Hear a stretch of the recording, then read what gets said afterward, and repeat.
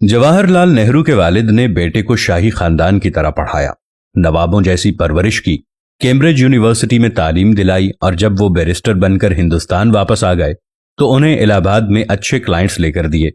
Jawahar Lal Nehru communist ذہنیت رکھتے تھے، وہ سیاست میں آ کر معاشرے میں مساوات پیدا کرنا چاہتے تھے۔ والد نے بہت سمجھایا، مگر جب نہ مانے تو انہوں نے ایک دن جواہر لال نہرو کی الماری سے سارے قیمتی سوٹ، جوتے اور سگار نکالے اور دوستوں کے بچوں میں تقسیم کر دیے، اور ان کی جگہ کھدر کے 2 پاجامے اور 2 کرتے لٹکا دیے اور ہاتھ سے بنی ہوئی دیسی جوتی رکھوا دی۔ جواہر لال کے کمرے سے سارا فرنیچر بھی اٹھوا دیا گیا، فرش پر کھردری دری اور موٹی چادر بچھا دی، اور خانسامہ کو حکم دے دیا کہ تم کل سے صاحبزادے کو جیل کا کھانا دینا شروع کر دو، اور بیٹے کا جیب خرچ بھی بند کر دیا گیا۔ جواہر لال نہرو نے جب اپنے کمرے کا یہ حال دیکھا تو رات کو مسکراتے ہوئے والد کے پاس آئے۔ بڑے نہرو صاحب اس وقت اسٹڈی میں ٹالسٹائی کا ناول وار اینڈ پیس پڑھ رہے تھے۔ بیٹے نے پوچھا، آپ مجھ سے خفا ہیں؟ موتی لال نے کتاب سے نظریں اٹھائیں اور نرم آواز میں جواب دیا، میں تم سے ناراض ہونے والا دنیا کا آخری شخص ہوں گا۔ چھوٹے نہرو نے پوچھا، پھر آپ نے اتنا بڑا آپریشن کیوں کر دیا؟ والد نے بیٹے سے کہا، صاحبزادے تم نے جو راستہ چنا ہے اس میں جیل، بھوک اور خاری کے سوا کچھ نہیں۔ میں چاہتا ہوں تم آج ہی سے ان تمام مشکلوں کی عادت ڈال لو جو اس راستے میں تمہیں پیش آنے والی ہیں۔ دوسرا یہ کہ غریب کے پاس اعتبار کے سوا کچھ نہیں ہوتا، لہٰذا یہ سوچ سمجھ کر دوسروں پر اعتبار کرتے ہیں۔ تم اگر عام آدمی کی بات کرنا چاہتے ہو تو پھر تمہیں خود بھی عام آدمی بننا چاہیے۔ تم انگلینڈ کے سوٹ اور اٹلی کے جوتے پہن کر غریب کی بات کرو گے تو تم پر کوئی اعتبار نہیں کرے گا۔ میں نہیں چاہتا دنیا میرے بیٹے کو منافق کہے، چنانچہ تم آج سے وہ کپڑے پہنو گے جو غریب پہنتا ہے، اور تم اتنے پیسے ہی خرچ کرو گے جتنے غریب کی جیب میں ہوتے ہیں۔ جواہر لال نہرو نے والد کا ہاتھ چوما اور پھر مرنے تک غریبوں جیسا پہنا اور کھایا۔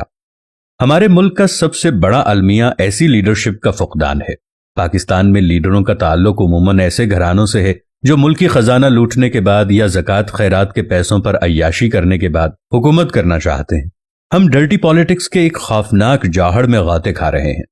ملک کی سب بڑی سیاسی جماعتیں غریبوں کی باتیں ضرور کرتی ہیں، لیکن ان کے لیڈرز کا لائف سٹائل اور ان کی شخصیت ان کی باتوں سے میچ نہیں کرتی۔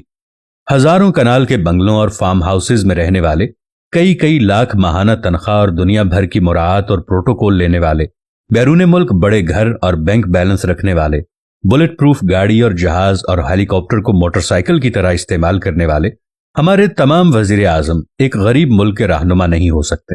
اگر رہنما بنانا ہے تو غریب عوام سے بنائیں جو عام شہریوں کی طرح چھوٹے گھر میں رہے۔ ایرانی صدر احمدی نژاد کی طرح 2 دفعہ صدر رہنے کے بعد تہران کی ایک یونیورسٹی میں لیکچرار کی نوکری کرے۔ باراک اوباما کی طرح صدارت سے فارغ ہو کر کرائے کا مکان ڈھونڈتا پھرے۔ پاکستان اور بالخصوص غلامانہ ذہنیت والوں سے یہ توقع عبث ہے۔ ہماری قسمت میں لیڈر نہیں کاروباری ہیں۔ ہمیں تو یہی احساس ہوتا ہے کہ ہم انگریزوں کی غلامی سے نکل کر اپنوں کی غلامی میں آ گئے ہیں۔ کہنے کو تو ہم ایک آزاد مملکت کے شہری ہیں، لیکن ہم کسی طور بھی آزاد نہیں۔ اب صورتحال یہ ہے کہ ملکی حالات تبدیلی سرکار کے بعد تجربہ کار حکومت سے بھی نہیں سنبھالے گئے۔ ڈالر، مہنگائی، ادویات، بجلی اور پیٹرولیم مصنوعات کی قیمتیں تاریخ کی سب سے بڑی بلندی تک پہنچ گئی ہیں۔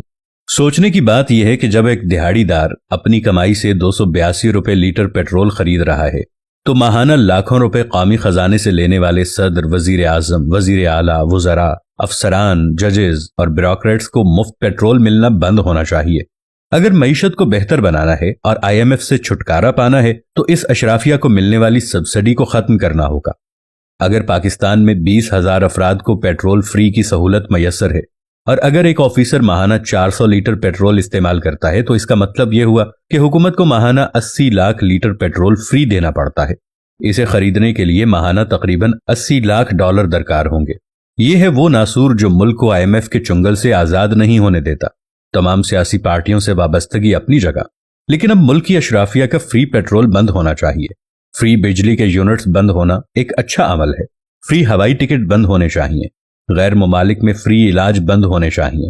حکومتی کیمپ آفس ختم ہونے چاہیے۔ بڑے بڑے بنگلے الاٹ ہونے بند ہو جانے چاہیے۔ جب تک اشرافیہ ان عیاشیوں سے دستبردار نہیں ہوتی تب تک عوام سے بھی سمجھنے کی امید نہیں رکھی جا سکتی۔